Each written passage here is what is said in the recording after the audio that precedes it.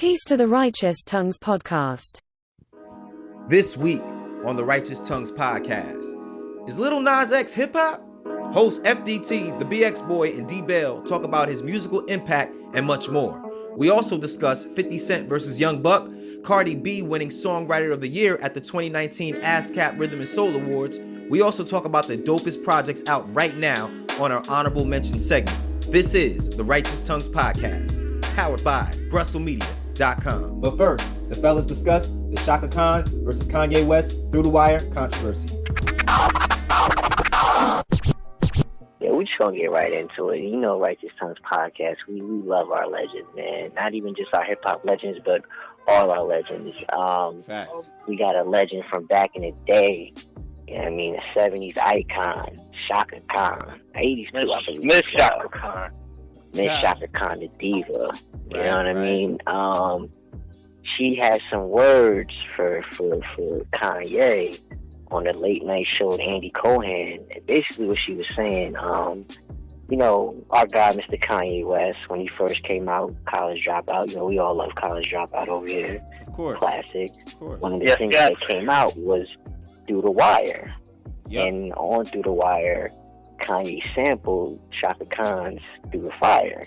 Mm-hmm. And she said on the show that had she heard what he was going to put out, she would have definitely said, hell no. She would have never given him the chance to clear the sample. And she said it was stupid and she didn't like it. But the crazy thing about it is, this song came out 14 years ago. And now all of a sudden you have a problem with it. But within that same time frame, I think 2005, I had the video on my Facebook page. She actually performed the song with Kanye West. With him. So my whole thing is like, why do you wait till now to try to come out and say you didn't like the song, you didn't like the sample and how he did it, and it was stupid? I mean, you're getting paid off the royalties. Yeah. You know what I'm saying? So it's just like, it just goes to show that this day and age, it doesn't matter how old you are, cloud chasing is still in effect, no matter who you are. You know what I mean? So Facts. Well, I just thought that was crazy. Well, FDT, I got to disagree somewhat. I mean, not completely, but I disagree a little bit, only because she did make her feelings known, I think, even back when the song was popping. I know she performed with him and all of that, but she did say that she felt that her vocal... That same night, she said, and they asked her, like, yo, did you ever talk to Kanye about it? And she never spoke to him and told him that she didn't like it until now. Yeah, that's true. Go I mean, you can't just clam up now and then, you know, I get what you're saying. And you wait 14 years later, you know what I mean? The only thing I would say is that she did say around that time that he made her sound like a chipmunk, and she just felt that if he was gonna use her vocals, he should have, you know, I guess used more of her actual voice than, you know, kind of just, you know how they kind of. But once you clear that sample, the artist can do whatever they want with that. Right. So she should have asked, let me hear it first. You know what That's I mean? true. She should have asked, you know, or asked how are you going to use my voice? That would have been key. But the crazy thing is the song was a classic song. Like, it's not even like a bad song. Like, that song made me fall in love with Kanye, the rapper. You know what I'm saying? Before Kanye, it's not, but I think sometimes with singers, it's a little bit different. You know, the way you sound, how you come. It's just different, I think, when you're a singer. I think that might have been a little bit of it. But, I mean, I agree. She should have asked. But even still, she should know. How are you going to use my voice? Yeah, but think about how many other classic rap songs come out, use different samples, and it's not the same exact way that the artist sung the song or whatever like that. Right. But again, I just feel like she should. You know, some singers feel different. For her to say that she said that it sounded stupid and she wouldn't clear it, it's like, come on, you like that paycheck. I will say that she's going in more now than she did then. Before she just said, "Oh, it made me sound like a chipmunk," but it seems like she's getting madder as time goes on. So I kind of understand where you're coming from, but I still think she should have just asked, "How are you going to use my voice? How are you going to use the sample?" And I think a lot of that would have been, we wouldn't be having this conversation. Maybe we wouldn't have the song, who knows? But she should have asked, I think, in my opinion. So, I mean, I agree with what you're saying, but I think she has a legit gripe, but I do think she's going overboard with it, especially, you know, 14 years later. She seems to get more animated and amped about it as time goes on. And it's like, okay, I mean, it's 14 years. I mean, let's let it go, you know? Well, but You're talking about one of Kanye West's most iconic songs, in which he describes his injuries and what he's faced in midst of a horrific car accident. So I do think that the song itself was not inappropriate. I think it was a song of inspiration. I think it was a song of hope. And I think it was a song that definitely catapulted Kanye into a different stratosphere of being an artist. Now, here's the thing. When you give a release for an artist to use your sample, whether it be your vocal or your production, you don't get a chance to dictate how that artist is going to use the pitch of that sample.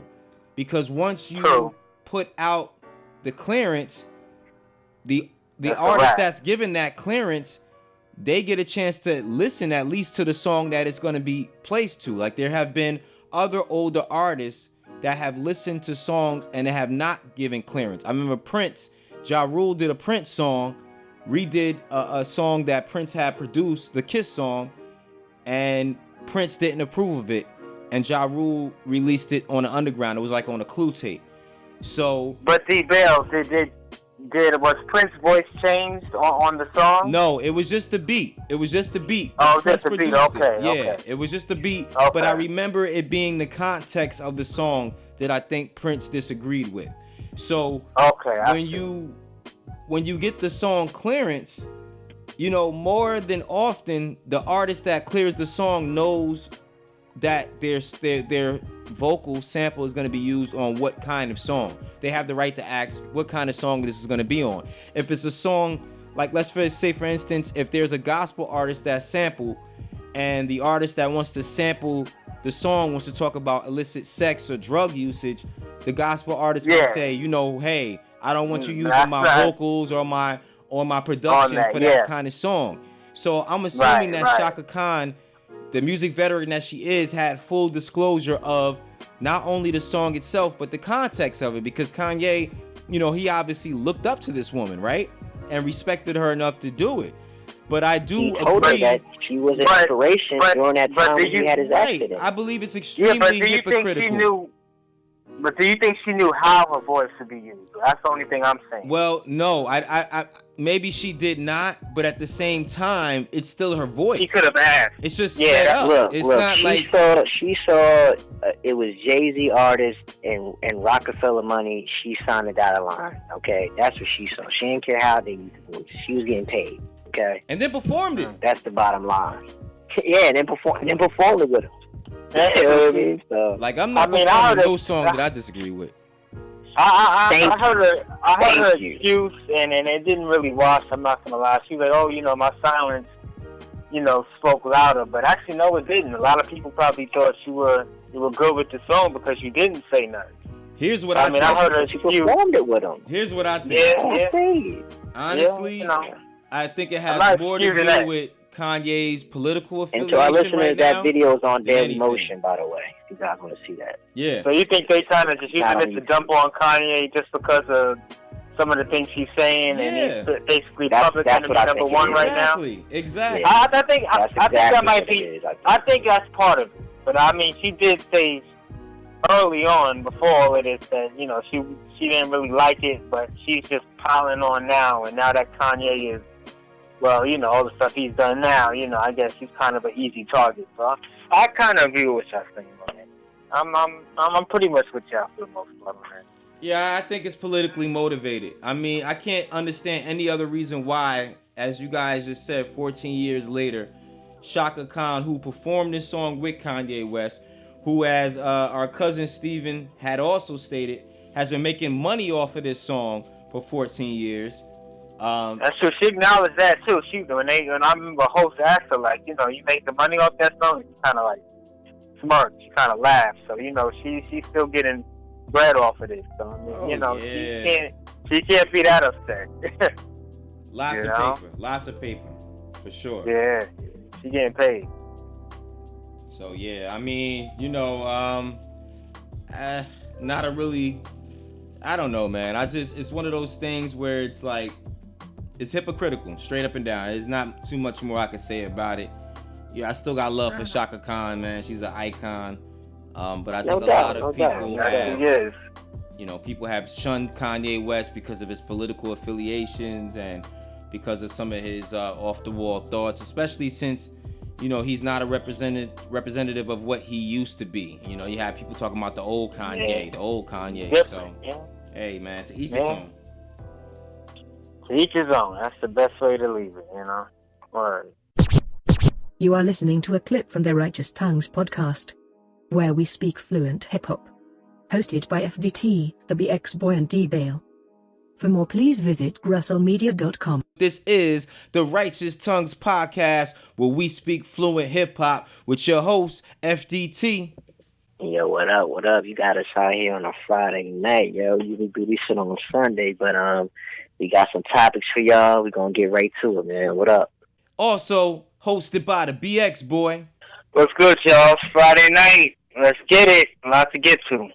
All right, and I'll be your media art specialist, D.Bail, and this is the Righteous Tongues podcast, where we speak fluent hip-hop, powered by GrustleMedia.com. Peace to the world, all the boys and all the girls, man. It's Friday night, like my co-host just told y'all, and yeah, man, we on a mission right now. It's been a little bit of minutes since y'all heard from us, yo, so we didn't want to leave y'all too long. Our last episode, we paid homage to the late, great Nipsey Hussle. We almost had 100 views on that, so we greatly appreciate it. Even the small steps we like to acknowledge. So to all the people that have been supporting the podcast, thank you very, very much, man. We really appreciate it. So FDT, what we talking about tonight, man? Like I said, this is another artist that we talk a lot about on the Righteous Tongues podcast. We were all, fans of. We like this person. I'm talking about Cardi B. She's, again, having another phenomenal year. Cardi. She is. Invasion of Privacy just went 3 times platinum. She just won an award, Best Album at the BET Awards. Shout out to that. But the one thing I found weird about all this is that she just won 2019 Best Writer Award from, who gave it to it? Yeah, the 2019 ASCAP Rhythm and Soul Music Awards. She won Songwriter of the Year. Jeez. Now, I don't know if anybody's seen the credits to Invasion of Privacy, but her name is not the only name on them songwriting credits. I just want to put that out there. Yeah. And, yeah. I'm trying to figure out how she got this over other artists who, actually do write their own song. Well, here's the thing. Contrary to opinion, Cardi B has never been shy about having co-collaborators, and she has also never been shy about giving her co-collaborators credit, versus Drake, who tried to hide our boy Quentin Miller in the closet. Yeah. Like, Quentin Miller didn't exist, so I think that... that's why he got ostracized more. Right. Yeah. I think that once the controversy was brought up in terms of... I remember it was the Be Careful song where Cardi was accused of having a ghostwriter or co-collaborating. She immediately came out and said, yeah, I'm working with people that's helping me write these joints. But I still think one thing that's interesting is, like, if you look at Drake, right, and some of the songs that Quentin Miller co-wrote, and you listen to Quentin Miller as an artist by himself before or during his collaborations with Drake, it seems as if Drake more or less shapes himself after the artists that either co-collab with him or write with him or for him. It's like his styles have shifted and shaped so much since he's came out, whereas I feel like you could give words on a piece of paper to Cardi, but her cadence, her attitude, her flow, the way she pronunciates her words, that's still 100% all her. If that makes any sense, So it was like certain ways that Quentin Miller... But does that count? But does that count when it comes to your pen? When it comes to your writing craft? To me, it makes a difference. There's a difference between Cardi B co-collaborating with writers and saying that, yeah, this is what I do, this is part of my process, versus somebody who claims to be a hip hop purist, an MC, somebody that wants to be in your top 5 list. And an elite, I agree with that completely. There's definitely a difference, man. It's so yeah, much more of a difference because it's the same way. Like people never held it against. Well, some people did held it against Lil Kim when we heard the Queen Bee reference track with Biggie basically spitting the whole entire verse. And we're like, oh, shoot. You know what I'm saying? Like, Biggie is... Yeah, Biggie writing her rhymes. He's writing her rhymes. You know what I'm saying? But I think it was different somehow for Lil Kim and even for Foxy Brown. Like what we said, well, Nas and Jay-Z were co-writing verses for her. It was kind of like a different thing because these were It was female one rappers. writer writing for him, not like 10 people writing for one person. You know, well, like, as far as I know... As far as I know, that we know one song. That's all I just want to say. And I'm not even talking about the songs that have features. I'm talking about songs with just her on it. It's numerous writers on the song. That's all I want to say. Well, as far as I know, it's only one person. But Foxy Brown had more than one writer as well, man. It wasn't just one writer. She had a few, yeah. She had Smooth the Hustler was writing. Jay-Z was writing. Nas allegedly wrote some. I think Cameron may have done something too. Cameron wrote some stuff for Lil Kim. So yeah, I mean most female one of them, most female rappers that have been at the top of that list have had co-collaborators and co-writers, man. You understand what I'm saying? Yeah, that's the term. Yeah. Where it's like, yo, I don't think, I think Cardi B pieces of that are hers. I don't think that they're flat out writing the whole entire verse. I could be wrong, but like I said, the main difference for me is just that Cardi B has said, yeah, this is what I do. I have co-writers, I have collaborators. She's put that out there from day one, rather than Drake or Kendrick, saying, yo, this is me. This is my pen. I'm the best MC to ever live. And then you find out, oh, shoot, they had help with certain songs. Not saying Kendrick, but at least Drake's situation with Quentin Miller. Kendrick like, it's different. I mean, I can respect the honesty, but I still think it's problematic that she's winning that award, though. I mean, I just think against other artists who are out there that are writing their own stuff. Like, look at another female rapper like Rhapsody or someone. You know what I mean? It's problematic. No, there's no Megan Thee Stallion, about it, in my opinion.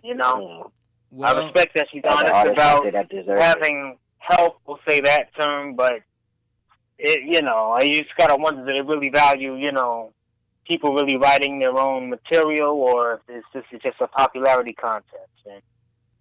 And, Well, I mean, if it's a popularity contest, cool, but still, music is still what moves the needle. And Cardi been dropping fire, bro. You know what I'm saying? It's not like she's dropping garbage and people still rocking. Yeah, you're right. Her songs is hitting, man. The songs are definitely hitting, yo. True. They are. You know what I'm saying? Doing the thing. Y'all see the new press video she put out? I didn't see the video. I heard about it. But I heard it was crazy. It's you just gotta see it, man. It's hard to explain. It's just something you gotta see. Yeah, it's just something you gotta see. All right. Yeah. And I also heard that Cardi B also directed that video. I could tell. I could tell she directed that video. Yeah, which is dope. So it's like, she's doing things in other ways creatively that shows that, she's an artist, she's having help, but she's not a complete robot. You know what I mean? She does have some talent. She's definitely smart, and she definitely has talent, but yeah, she is. She's definitely smart. I think so too. Yeah. Mm-hmm. She know a lot about history and things like that. When you hear her talk about stuff like that, she's not just for sure. She has some brain on her head. Even if she may not always act like it. No doubt. And she knows how to get on the right songs with people. Like she's not scared to do. She's following that Nicki Minaj formula where she gets on a pop song with a pop artist and just goes like she's been on a song. Maroon 5. Just recently, another artist who we're going to talk about later, Lil Nas X. That song Rodeo. That song's fire. Yeah, that's a dope. That's a cool song. I didn't think I would like it initially, but I liked it. I was like, okay, you coming with something that's really original. It's it don't sound like anything. Yeah, definitely. I was like, wow, okay. Definitely different, man. For sure, without question. So I mean, just to go back to the Cardi situation, ultimately you got to also think about who are the people behind the scenes that are giving out these awards. Are these people engrossed into the culture like the three of us, right? Or are these just like casual listeners? Can we see who don't really care? Yeah, can we see some of these bios of the people that are behind these awards? And who's giving these things out, and what kind of criteria that they're probably going by? That's true. Because then you're right. That's the right question to ask. Right, because then it makes you think to yourself like, all right, should we really be even holding their awards and their opinions and should we be holding it in high esteem or even value what they really think? Exactly. Because they're not even embedded in the culture like not that. Not at all. So there's a lot of ways to really look at this. You're right about that. It was almost like how hip hop was like, yo, we don't care if you don't give us a Grammy. We don't care if you do give us a Grammy. You're not the authority behind. Kind of need to go back to that, man. That's how it used to be. Well, we are going back to that. That's why we have what we have right here, right now, the Righteous Tongues podcast. We're going to bring back some regulation to the culture and just to let people know, what's really good behind the scenes. So, that's our contribution. Man. That's our contribution. That's it. For sure, man. That's it. For sure. Now, just moving into the next topic real quick, like, that goes to answer the more important question. Is Lil Nas X hip-hop? Do we consider this man to be a part of the culture? Although he has, one of the biggest pop / country / hip-hop songs in a long time. Has been like #1 for the past 9 weeks on the Billboard, the Old Town Road, featuring Billy Ray Cyrus, man. Like, I think it's been longer than that. It might have been longer than that, bro. I think wow. Yeah, it's been a minute, So it's like, it's been a while. Listening to his album, it was like definitely different. You know what I mean? Yeah. His EP, it was different. Okay. Without question. The Panini song I was feeling. That song was fire too. Yeah. Like, it definitely had a lot of different looks to it. Who is Lil Nas X? I think that's more of the question. And as we delve deeper into his past and his come up, because that has a lot to do with hip hop too as well. For me, it's very least like, where you from, man? Where your thought process is from. Because when I think about the roots of hip hop, I always go back to Grandmaster Flash and the Furious 5. Don't push me, cause I'm close to you know what I'm saying? And for me, just like the message of that, it was just the whole structure of that song. It epitomized really the core of what hip hop is really all about, man. The struggle, you know what I mean? And just identifying with it and putting it out there. So even if you wasn't from the BX and you heard that song, you could understand where that man was coming from, or you could at least try to empathize with where that man was coming from. You know what I'm saying? So I think that has a lot to do with it, man. Lil Nas X is still somewhat of a mysterious figure, That he is. So, but I think the EP is incredible. He has proved himself to be definitely more than a one-hit wonder. Are we looking for bars? Are we looking for substance? When we listen to him, I didn't hear too much of that, but I did hear a young man that is confident in what he's doing. He's confident in his own stance. He's unique, he's different, and he's not trying to be like anybody else. I can respect Word. Like, I thought we would see like the cowboy suit, like for like, like the 1 or 2 first performances, but like even at the BET Awards, like he's carrying this thing, like I'm really a cowboy. That man got a cowboy hat. I thought he was like, I was expecting the bandana and a snapback at any point. Like, he gonna throw the Timbs on at some point. He gonna throw his. Now, what's gonna be interesting is whether the industry will change him or if he's still gonna continue to just kind of rock how he's rocking and just be him. Or if he's maybe going to try to maybe adapt his style or, just kind of being in the industry for a long time. Sometimes you kind of get away from really what made you stand out in the first place, and you kind of just start following trends. He doesn't seem like the type that'll do that, but it'll just be interesting to see how he moves forward, with what he's doing. But he's making a mark, and kudos to him for that. Yeah, I think success the one plays a thing I big can part say of it. about Man. Lil Nas X is that, like I said, when I first heard that song, I immediately knew homie was trolling. Like, I didn't take the song seriously at all, but I still liked the song. Like, I got. Yeah, me too. Yeah. You know what I mean? Like, the Yeah, question. I was wondering, like, what's the angle with this? Like, what do you like? Yeah, I kind of felt like that too a little bit, but I do like the song as well. I mean, with a name like Lil Nas X, you would think he's hip hop, but it's kind of hard to really. It depends on who you ask. So, like, to older generation, to the rappers that we like, compare them to them. No, he's definitely not hip hop. But again, to a younger generation, the people that listen to the Little Uzi Verts and those type of quote unquote rappers, somebody might think he's hip hop, but I really didn't hear any. I mean, other than a couple rhymes, some trap beats. Mm-hmm. I really can't consider Lil Nas X hip hop per se. He's definitely a pop star. But the cool thing about it is, like, he has his own lane. Like, he's dipping in different genres. Like, if you listen to that EP, he's got some rock. He got a rock song on there. Yeah. You know what I mean? You got all different type of genres of music on this one EP, and it's just like you can't really place him in a box. Nah, yeah, that's true. But what's interesting also is that you were saying that he's not hip hop, but what? I'm not sure country knows what to do with him either, because I think they took him off. I think the hot country song list, because I think his song, Old Town Road, was on there, and they took him off. So it's like they don't really know where to really group him, and I highly doubt that really being accepted by the larger country community like that. Yeah, he got the jean deal with Wrangler, and then these racist motherfuckers want to boycott the Wrangler jeans now. Yeah. Is ridiculous. That's another thing you got to be careful. Their business.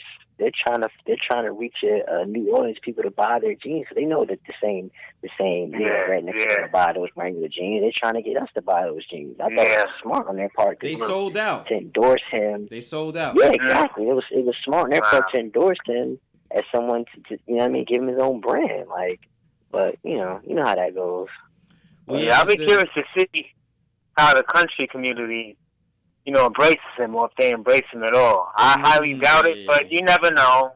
But I highly doubt it. But I feel like this is the song. You might be able to get a few of the younger ones, maybe. And this song should destroy racism single-handedly. Like, you got Billy Ray Cyrus on the remix. Like, it should, it's something for everyone on this one song. You know what I'm saying? Like, it's only.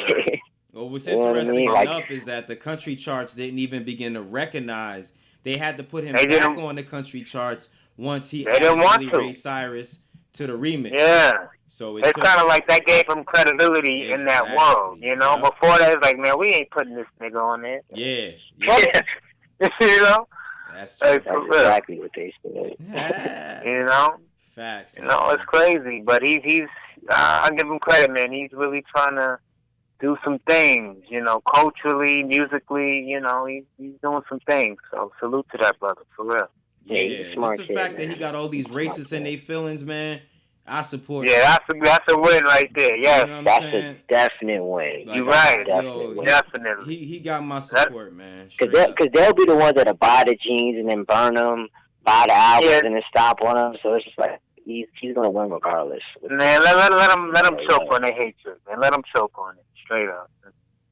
Yeah, man. Big ups, man. Lil Nas X. We can't say for sure definitively whether you hip hop, but we can say definitively that hip hop got your back, brother. For sure. Yes. Yes. For real, man.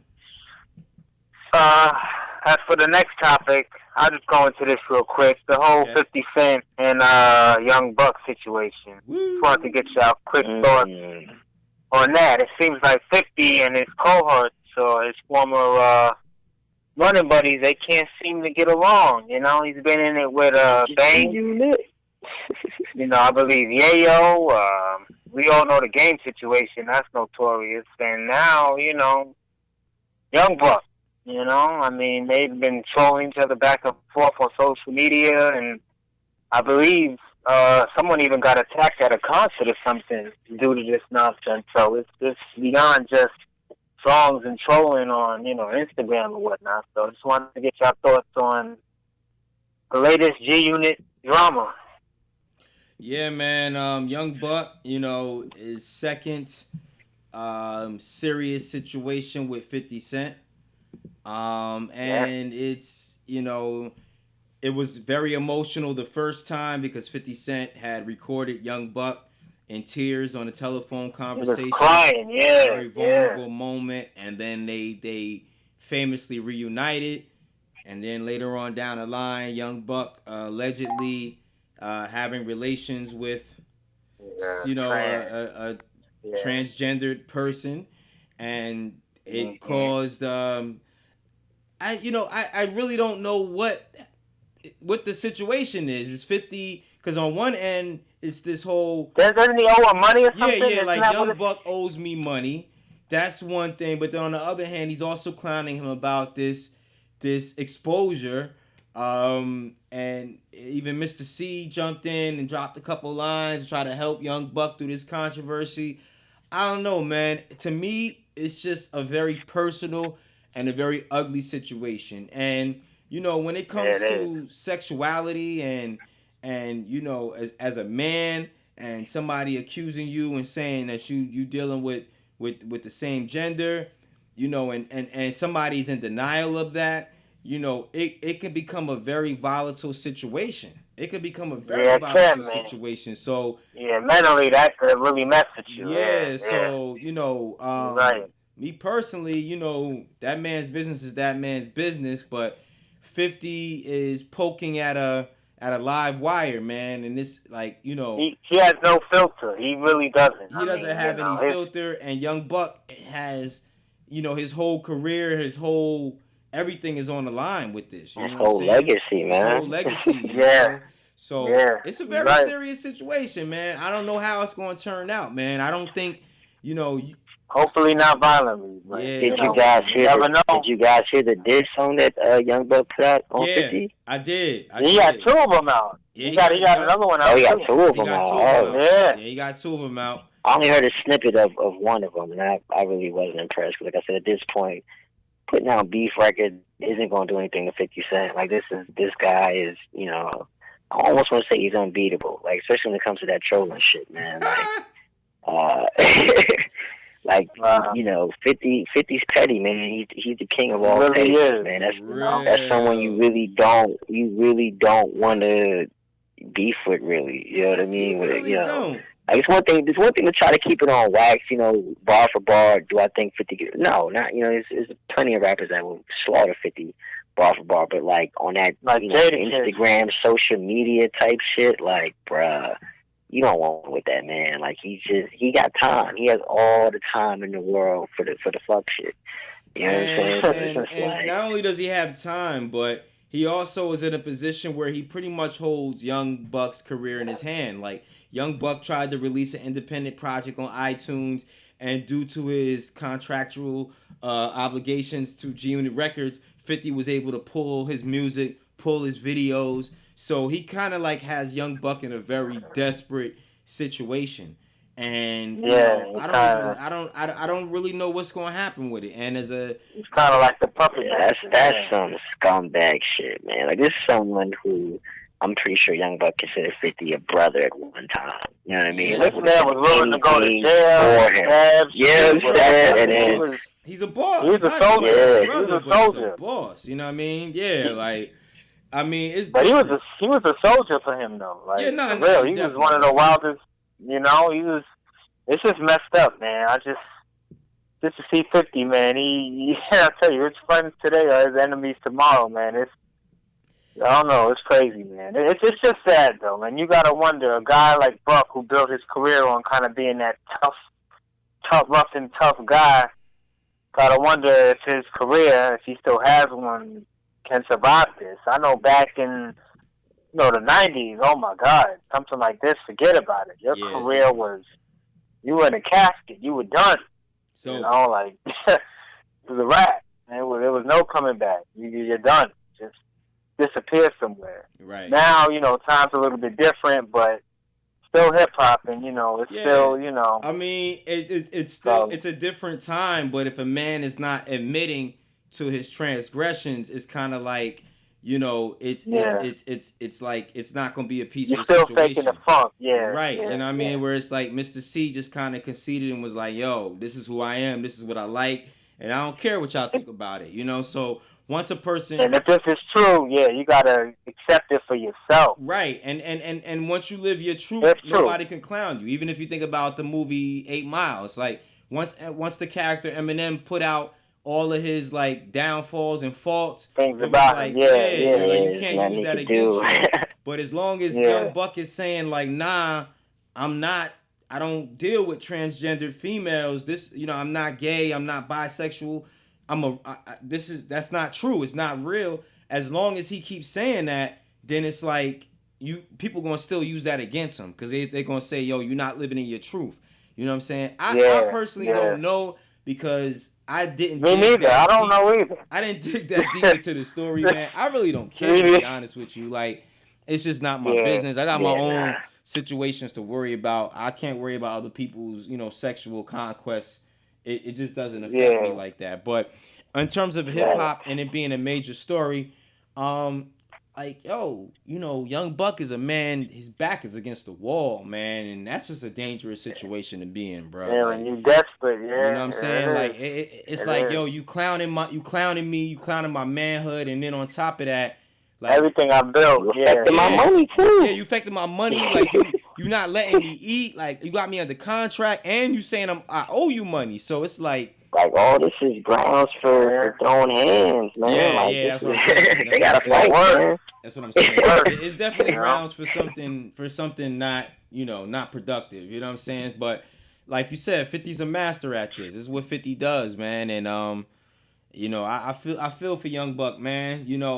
I don't know what to say, man. You know what I mean? I still enjoy Young Buck's music. His catalog is undeniable, man. And I've listened to Buck for a long time, bro. Like, he's definitely one of the hardest out of the South, man. Like, can't take that away from him, man. Can't take away that legacy. But unfortunately, it's being tested right now. So I keep my close eye on it. Keep my close eye on it, and I hope they can come to some type of resolution, even if it means they never speak again, never record again. But Young Buck should definitely have the opportunity to make music and do what he loves, man. But if he owes 50 money, it might be a court situation. They got to figure it out, man. But bad to see, might be another Tierra Marie situation, Yeah.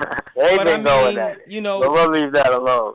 Tierra Marie is different because it's like, I mean, she ain't really got no connection to 50. But Young Buck, like you said, he's been a soldier, man. He's been He's a part of the foundation of G Unit, man. He's a part of that. Yeah, so build that. It's a whole different kind of situation. These are dudes that known each other for years, been on tour with each other, dropped music together, ate together, you know what I mean? So it's like, personally, it feels ugly to me, man. Feel kind of wrong, not just you. Yeah, man. So it reminds me of what Ja Rule said, man. That 50, he just seems to get into it, but even with people who've been down with him for so long, be it Bingham, Smurf, Banks. Man. It's just for whatever reason, it just seems to kind of go left somewhere, Peace to the Righteous Tongues podcast. This is the Honorable Mention Report. I mean, for me, like I said, today is Friday, June 28th. The homie Chris Breezy dropped the album today. 32 track song album. I think it's pretty good, man. Like I said, if you're a Chris Brown fan, it's, you're gonna like it. If not, then it's just not for you. But it's definitely check it out on there. I think he's doing his thing. He's definitely killing them hooks. You know what I mean? It's really good production. So far, my favorite track is I think it's called Need a Stack, and Joyner Lucas and Lil Wayne on it. That's probably gonna be his next single. I would hope that's his next single. That song's fire. But wow, yeah, man, 'cause I haven't really got the chance to listen to all 32 songs a day, but songs that I've heard, the ones that I've got to play back, I think it might be his best work yet. 'Cause he got a lot of A lot of good features on the album as well. 32 songs. That's a lot. It's a double album. It's a double album, man. Yeah, he came prepared with this one. I mean, this isn't new. He did this. He actually had a long album on the Heartbreak on the Full Moon, but this Indigo album is tough, man. I rock with it. So like to any Chris Breezy fans out there that listen to our podcast, man, check the album out, man. Word. I was feeling that Benny the Butcher, I think it was an EP or something that he released. Yeah. Oh yeah, it was the album, but I was feeling that. Was hard. Yeah, that was really good. All of them were good, grimy '90s type shit right there. I told you. I really like that Pusha T joint, man. 18 Wheel, I think it's called. Yeah. I was like, oh, okay, you got some heat. I also like that joint with a Black Thought he did too. Just top tier MCs going back and forth. Man. Shout out Upstate. Black Thought does not get enough credit, man. Black Thought is top 5 lyrically, man. I gotta say, he's a phenom. He really is, man. He does what he does. He does it so well, and it's just crazy. He's so good. It's just sometimes hard to even he did that. But yeah, I man. just when he got on there with Jadakiss too. I thought Jadakiss did his thing on that as well. But this Benny the Butcher. Is he always been underground? I feel like he came out of nowhere for me at least. I'm just unaware. Nah, he's been around, man. He's been around for a minute. Yeah, I've heard quite a few. Yeah, it's a whole camp. You know what I mean? The Griselda camp coming up out of Buffalo, New York, man, and. Buffalo, New York, yeah. Dudes is definitely repping a different type of time out there, man. They bringing it back to that. Oh, well, that makes sense. Buffalo, that's up there close to Syracuse, and they still stuck in the '80s. So yeah, bro. It makes sense. Man, the Buffalo cats doing New York City better than New York right now. In some cases. That's crazy. Right? In some cases, I know, right? It's like, yo, y'all left the sound, so we gonna pick it up, man. Crazy. Yeah, man. They doing their thing, man. I mean, let's not sleep on New York City. Because we haven't had a podcast in a minute, and don't forget, Beast Coast did drop a collaborative album. You got Pro Era, Flatbush Zombies, Nick Caution, all of them collabing on the album. You know what I'm saying? That's true. You got some talent out of here, but it's always good to, just throw a little extra fire in the belly, Yeah, man. So that way, keep it coming. That's cool. Benny the Butcher, Westside Gun, and Conway, you know what I'm saying? They represent Griselda, man. They got signed to Shady Records as a trio, so they're going to be dropping an album later on this year. You know what I mean? Eminem is, that's something that he jumped on. But they've been making heat for a long time, bro. And those are some real they've been doing it a while. Co-signed by a lot of the OGs out of New York, man. So big ups to the whole Griselda movement. Big ups to Benny the Butcher, man. Yo, my honorable mention, the record, of course, Freddie GIBBS and MADLIB dropped today. I was just about to ask you about that, man. I gotta hear that. You know what I mean? Called Bandana. Yeah, I didn't hear it yet. So, what's your views on that, D.Bail? I didn't get to hear it yet. Me neither. I love it, man. I love the production. Produced 100% by MADLIB, who's